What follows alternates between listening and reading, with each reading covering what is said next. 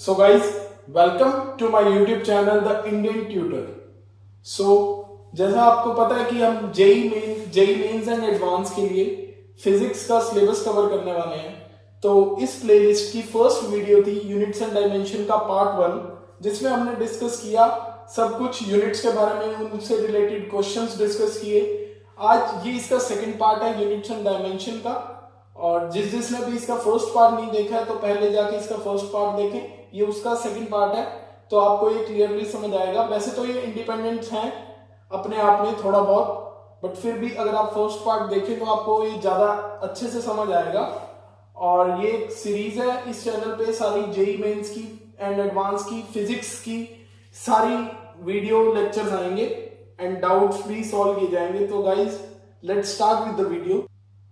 So guys आज का हमारा टॉपिक है डायमेंशन। डायमेंशन क्या होती है कि जब भी एक क्वांटिटी को हम फंडामेंटल क्वांटिटीज की टर्म्स में एक्सप्रेस करें, तो जो फंडामेंटल क्वांटिटीज हैं उनकी पावर कितनी जाती है उसको हम कहते हैं डायमेंशंस।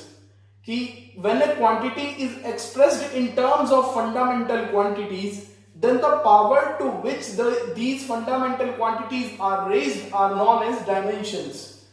इसका हम एग्जांपल देखते हैं।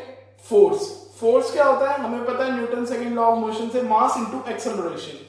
मास तो अपने आप में एक वो है फंडामेंटल क्वांटिटी, एक्सेलरेशन एक फंडामेंटल नहीं डिराइव्ड क्वांटिटी है। तो हमने इसको कन्वर्ट कर लिया फंडामेंटल क्वांटिटी में, जो हम वो बनेगी लेंथ अपॉन टाइम स्क्वायर। तो मैं इसको लिख सकता हूं mass into length into time inverse 2। सो जो डायमेंशन बनेगी फोर्स की वो क्या बनेगी, उसके लिए सबसे पहले ये स्क्वायर ब्रैकेट्स में फोर्स को लिखना है, equals to m into 1 where m stands for mass, length into 1 where l stands for length and t stands for time, t inverse 2, and there is a dot product between them, m1 dot l1 dot t inverse 2। तो force की dimension हो गई m1 l1 t minus 2।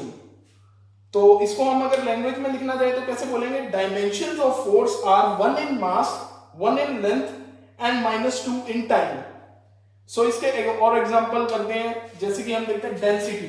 Density की अगर हमारे को dimensions लिखनी हो तो डेंसिटी क्या होती है, मास पर यूनिट वॉल्यूम।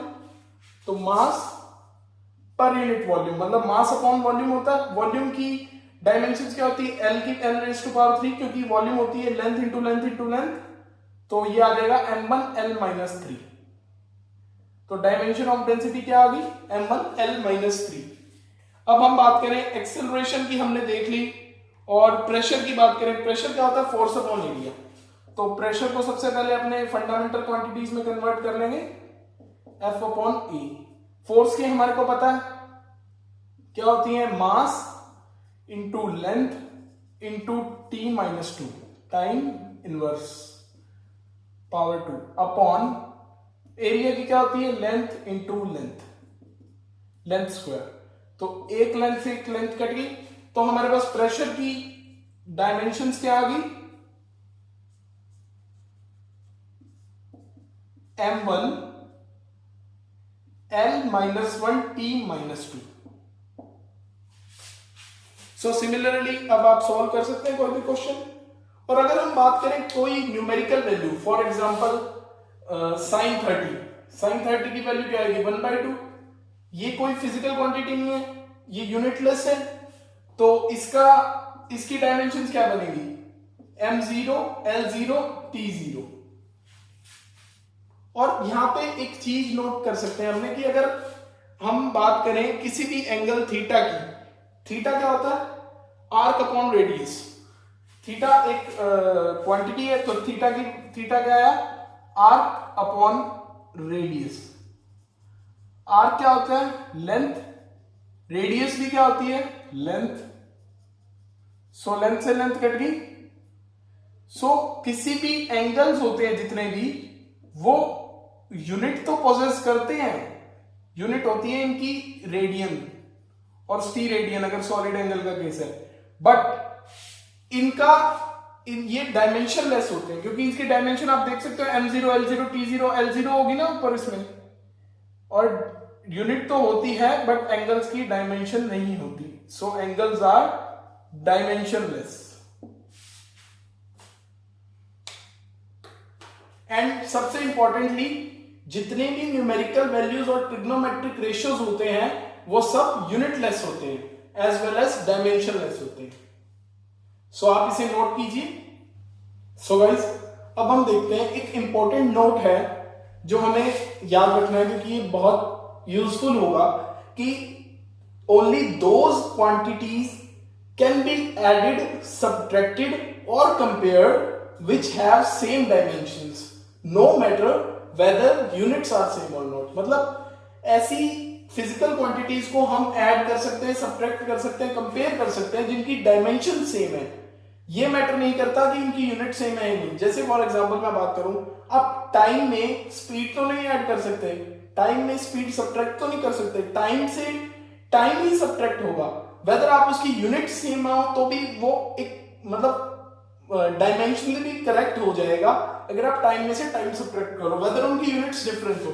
बट जो आप टाइम में से कभी स्पीड सब्ट्रैक्ट नहीं कर सकते, कभी मास सब्ट्रैक्ट नहीं कर सकते, क्यों? क्योंकि उनकी डायमेंशन सेम नहीं है। तो वही चीजें ऐड की जा सकती है, सब्ट्रैक्ट की जा सकती है, कंपेयर की जा सकती है जिनकी डायमेंशन सेम हो। एग्जांपल देखते हैं, हमारे को गिवन है डिस्टेंस बराबर c इंटू टाइम, तो हमें c की डायमेंशंस निकालनी है। तो ये कैसे निकलेंगी? अब ये देखना, ये इक्वल टू साइन है, ये क्या चीज शो कर रहा है कि इन दोनों को आपस में कंपेयर किया गया है। कभी भी इक्वल टू के दोनों साइड किसी चीज को कंपेयर किया गया है तो दोनों की डायमेंशन सेम होना नेसेसिटी है। तो हमारे पास डिस्टेंस है, उसकी डायमेंशन क्या होगी? डिस्टेंस एक लेंथ, सिर्फ उसमें एक लेंथ क्वांटिटी होती है, तो m0 l1 t0। और हम बात करें टाइम की, टाइम की होती है m0 l0 t1।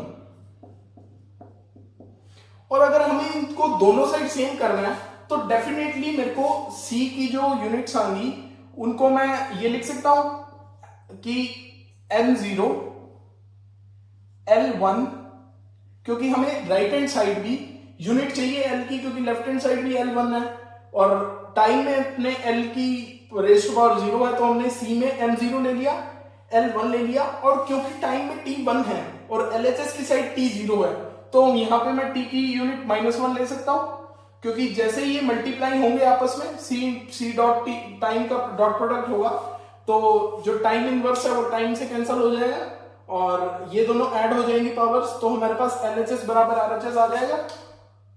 हेंस इस रिजल्ट से हमने ये क्वेश्चन को सॉल्व कर दिया।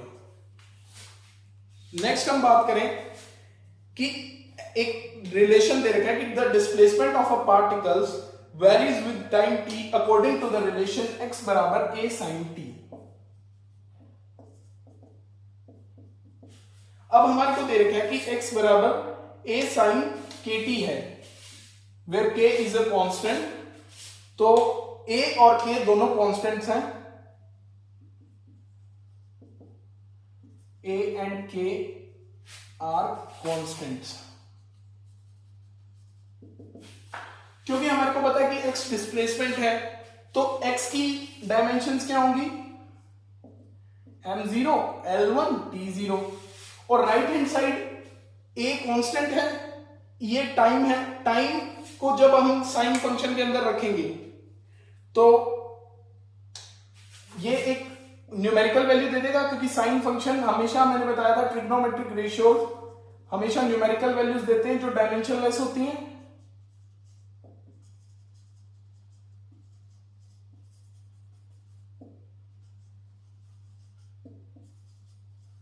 सिंस ये डायमेंशनलेस है तो a को इसकी डायमेंशंस को मैच करना होगा। तो हमारे को क्वेश्चन में यही पूछा था कि a की डायमेंशंस क्या होगी, तो a की डायमेंशंस क्या हो जाएंगी? m0 l1 t0। ये हमने कैसे निकाला? सिर्फ इस रिजल्ट से कि साइन और कोई भी अदर कॉस, टैन, कॉट, जितने भी ट्रिग्नोमेट्रिक रेशियोज हैं वो अल्टीमेटली एक न्यूमेरिकल वैल्यू देंगे कि चाहे उसके अंदर कोई भी डायमेंशन वाली क्वांटिटी हो, अपने आप में साइन फंक्शन तो एक डायमेंशनलेस वैल्यू देगा। तो हमें अगर इन दोनों चीजों को कंपेयर करना है इसी रिजल्ट से, same result applies here also, कि अगर हम इन दोनों साइड्स को कंपेयर करें तो दोनों साइड्स की डायमेंशन सेम होनी चाहिए, क्योंकि वही चीज कंपेयर की जा सकती है जिनकी डायमेंशन सेम हो। तो एज अ रिजल्ट हमारी a की डायमेंशन निकल गई। सो गाइस आप इसे नोट कीजिए। सो गाइस, अब नेक्स्ट टॉपिक है uses of dimensions. First use है homogeneity of dimension in an equation. इसका मतलब ये अभी हमने पढ़ा था कि वो ही चीज ऐड, सब्ट्रैक्ट या कंपेयर की जा सकती है जिनकी डायमेंशन सेम हो। अब एक इक्वेशन में इक्वालिटी के साइन के दोनों साइड कुछ टर्म्स होती है, लेफ्ट हैंड साइड कुछ टर्म होती है, राइट हैंड साइड कुछ टर्म होती है। तो दोनों टर्म्स की जब डायमेंशन सेम होगी तभी वो इक्वेशन एक डायमेंशनली करेक्ट इक्वेशन कही जाएगी। इसलिए हम डायमेंशन से चेक कर सकते हैं किसी भी इक्वेशन को कि वो डायमेंशनली करेक्ट ये है या नहीं। डायमेंशनली करेक्ट होने का मतलब ये नहीं है कि वो इक्वेशन करेक्ट होगी ही होगी, बट वो हम सिर्फ इस डायमेंशन से ये जज कर सकते हैं कि वो इक्वेशन डायमेंशनली करेक्ट है या नहीं है। तो एग्जांपल लेते हैं। फर्स्ट इक्वेशन ऑफ मोशन आपने पढ़ी है, v equals to u plus at, where v is final velocity, u is initial velocity, a is acceleration and t is time. तो वेलोसिटी एक तरह की स्पीड है, स्पीड की डायमेंशंस क्या होती हैं, m0 l1 t-1। u भी एक इनिशियल वेलोसिटी है, उसकी भी m0 l1 t-1। a है एक्सेलरेशन, एक्सेलरेशन की होती है m0 l1 t-2 and time की हमें पता ही है m0 l0 t1। तो हम LHS की साइड देखें जहां पे v लिखा हुआ है तो उसकी डायमेंशंस क्या आ रही है, m0 l1 t-1। और हम राइट हैंड साइड देखें तो u की तो डायमेंशंस LHS के उससे मैच कर रही हैं। और AT की हम डायमेंशंस देख लेते हैं, जब a और t का डॉट प्रोडक्ट किया जाएगा तो AT की डायमेंशंस क्या निकल के आती है, m0 l1 t-1। उसका रीजन ये है कि a में t-2 था और t में t1 था, तो -2 + 1 -1, तो AT की डायमेंशन आ गई m0 l1 t-1। तो LHS और RHS की डायमेंशन सेम आ गई, तो इसलिए ये first equation of motion dimensionally correct है। सेकंड हम बात करते हैं सेकंड इक्वेशन ऑफ मोशन की, डिस्प्लेसमेंट बराबर ut plus half at square, where u is initial velocity, t is time, a is acceleration and s is displacement. तो displacement एक length है तो इसकी डायमेंशन क्या होगी, m0 l1 t0, और at स्क्वायर की क्या होगी, m0 l1 t0, क्योंकि t स्क्वायर में t की पावर 2 है और एक्सेलरेशन में t की -2 होती है। और रही बात ut की, तो u में l1 t-1 होती है और t में t1 होती है, तो वहां से निकल के आया ut की m0 l1 t0। तो दोनों साइड LHS और RHS में डायमेंशन सेम होगी, इसलिए ये इक्वेशन भी डायमेंशनली करेक्ट है। सिमिलरली आप थर्ड इक्वेशन ऑफ मोशन को भी प्रूव कर सकते हो, एंड हेंस जितने भी फिजिक्स में फॉर्मूला है वो अपने आप में डायमेंशनली करेक्ट होंगे ही होंगे। So let's move on to the next use, that is conversion of unit. So guys, next use है डायमेंशन का conversion of units में। अगर हमने स्टार्टिंग में पढ़ा था कि कितनी तरह की यूनिट्स होती हैं, SI यूनिट, CGS, MKS, तो अगर हमें एक यूनिट से दूसरी यूनिट में जाना हो तो डायमेंशन हमें हेल्प करती है। कैसे कि फोर्स, एग्जांपल लेते हैं फोर्स का। फोर्स की SI यूनिट होती है न्यूटन और इसकी CGS यूनिट होती है डाइन। अब फोर्स की डायमेंशन क्या होती है, m1 l1 t-2, और न्यूटन 1 न्यूटन किसके बराबर हो जाएगा, मतलब एक ऐसे यूनिट किसके बराबर हो जाएगी, मास को भी ऐसे यूनिट में लिख दिया 1 किलोग्राम, लेंथ को भी ऐसे यूनिट में लिख दिया 1 मीटर, और टाइम की भी ऐसे यूनिट सेकंड। तो 1 टाइम किसके बराबर होगा, 1 ग्राम, 1 सेंटीमीटर और s-2, क्योंकि हमें पता है CGS सिस्टम में हम लेंथ को लेते हैं सेंटीमीटर में, मास को लेते हैं ग्राम में और टाइम को लेते हैं सेकंड्स में। तो अगर हम फर्स्ट इक्वेशन को सेकंड से डिवाइड करें तो 1 न्यूटन अपॉन 1 टाइम बराबर आ जाएगा 1 किलोग्राम को मैं 1000 ग्राम लिख सकता हूं, क्योंकि हमने कन्वर्जन में पढ़ा था कि 1 किलो k की वैल्यू 10⁻³ के बराबर होती है और 1 मीटर 100 सेंटीमीटर होता है हमें पता है, तो मैंने उनको कन्वर्ट करके लिख लिया। अब क्योंकि ये एक रिलेशन है, रेशियो है, रेशियो हमेशा यूनिटलेस आता है। यूनिटलेस लाने के लिए 1 ग्राम से 1 ग्राम से ग्राम कट गया, सेंटीमीटर से सेंटीमीटर कट गया, सेकंड से सेकंड कट गया, तो हमारे पास निकल के क्या आया कि 1 न्यूटन बराबर 10⁵ टाइम। सिमिलरली आप एनर्जी के केस में जूल और अर्ग में रिलेशन निकाल सकते हो एनर्जी के केस में, एंड सिमिलरली हर एक किसी भी फिजिकल क्वांटिटी में आप यूनिट से एक यूनिट से दूसरी यूनिट के कन्वर्जन फैक्टर निकाल सकते हो यूजिंग डायमेंशंस। सो ये था इसका सेकंड यूज, आप इसे नोट करें, तब तक मैं थर्ड यूज की बात करता हूं जो कि है डिड्यूसिंग रिलेशन अमंग फिजिकल क्वांटिटीज। आप इसे नोट कीजिए। सो गाइस, थर्ड यूज है डायमेंशन का डिड्यूसिंग रिलेशन अमंग फिजिकल क्वांटिटीज। अगर हमारे को गिवन हो कि कुछ फिजिकल क्वांटिटीज आपस में रिलेटेड हैं, मतलब डायरेक्टली हो चाहे इनवर्सली प्रोपोर्शनल हो, वो रिलेटेड हैं, तो अगर उनका रिलेशन प्रोडक्ट टाइप का है तो हम उसका रिलेशन निकाल, उन दोनों क्वांटिटीज के बीच में क्या रिलेशन है वो निकाल सकते हैं मैथमेटिकली। उसके लिए हम एक एग्जांपल से समझते हैं कि आपको एक एग्जांपल दे रखा है कि एक पार्टिकल है मास m का जो कि मूव कर रहा है वेलोसिटी v से। तो काइनेटिक एनर्जी अपने को गिवन है क्वेश्चन में कि kinetic energy of particle is dependent upon its mass and velocity. तो मतलब वेलोसिटी कहने, वेलोसिटी का मैग्नीट्यूड स्पीड। तो deduce the relation of kinetic energy if it is given that कि काइनेटिक एनर्जी का रिलेशन मास और स्पीड के साथ प्रोडक्ट टाइप का है। तो अगर हमें ये गिवन है कि उनका रिलेशन प्रोडक्ट टाइप का है तो हमें पता है डायमेंशन से कि दोनों की डायमेंशन सेम होंगी, दोनों साइड की एलएचएस की और आरएचएस की। तो हम लिख सकते हैं कि काइनेटिक एनर्जी है वो डायरेक्टली प्रोपोर्शनल है ma और vb के। एग्जांपल ले लिया, अगर ये इनवर्सली होगी तो इसकी पावर नेगेटिव, a और b की वैल्यूज नेगेटिव में आ जाएंगी। काइनेटिक एनर्जी, अब प्रोपोर्शनैलिटी को हटा के मैंने कोई प्रोपोर्शनैलिटी कांस्टेंट लगा दिया k, तो काइनेटिक एनर्जी बराबर होगी k ma vb। अब हमारे को पता है कि काइनेटिक एनर्जी की डायमेंशंस क्या होती हैं, ml2t-2। तो मैंने LHS की डायमेंशन लिख ली ml2t-2 और RHS की डायमेंशन क्या होंगी, m में a m⁴ और v की होती है m0l1t-1। तो m0 है तो 0⁴b तो 0 ही हो जाएगा, तो उसको तो हटा दिया। और m सिर्फ हमारे को मिलेगा इस ma से और लेंथ की हो जाएगी b, क्योंकि ये ब्रैकेट में जब मल्टीप्लाई होंगी पावर्स तो RHS की डायमेंशंस क्या आ गई, ma lb और t-b। तो अकॉर्डिंग टू क्वेश्चन इनका रिलेशन एक प्रोडक्ट टाइप का था, तो LHS बराबर RHS होना चाहिए डायमेंशनली। तो अगर ये डायमेंशनली ऐसा होना चाहिए तो कंपेयर कर लेंगे हम इस इक्वेशन को डायरेक्ट इससे, तो a की वैल्यू आ जाएगी 1 एंड b की वैल्यू आ जाएगी 2।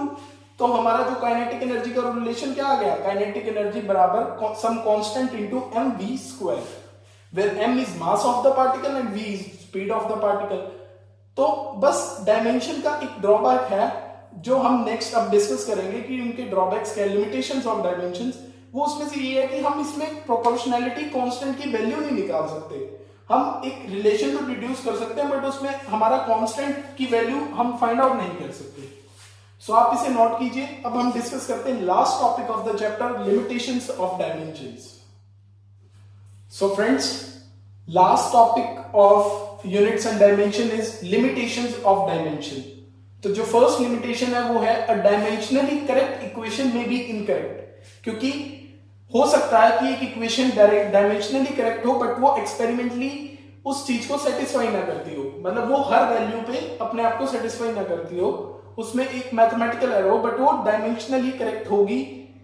तो वो ये बात कंपलसरी नहीं है कि वो एक्चुअल में भी करेक्ट हो। एंड सेकेंडली जो हमने थर्ड इसका यूज किया था कि डिड्यूसिंग रिलेशन अमंग फिजिकल क्वांटिटीज, उसमें हमारी एक लिमिटेशन है कि हम वही रिलेशन निकाल सकते हैं जिनमें डिपेंडेंसी प्रोडक्ट टाइप की हो, और अदर टाइप की डिपेंडेंसी पे हम रिलेशन रिड्यूस नहीं कर सकते डायमेंशन की हेल्प से। थर्ड है we can not find the values of constant involved in the equation. Last example में आपने देखा कि काइनेटिक एनर्जी अपनी निकल के आई ke बराबर kmv², तो वहां पे हमारी कांस्टेंट k की वैल्यू नहीं निकल पाई, जिसके कारण हम उसे एक फाइनल इक्वेशन फ्रेम करना नहीं कर सकते। तो अगर हम डायमेंशन की हेल्प से रिलेशन निकालेंगे फिजिकल क्वांटिटीज में तो वो एक परफेक्ट इक्वेशन तो बन जाएगी, बट वो ये जरूरी नहीं है कि उसमें कांस्टेंट की वैल्यू ना निकले।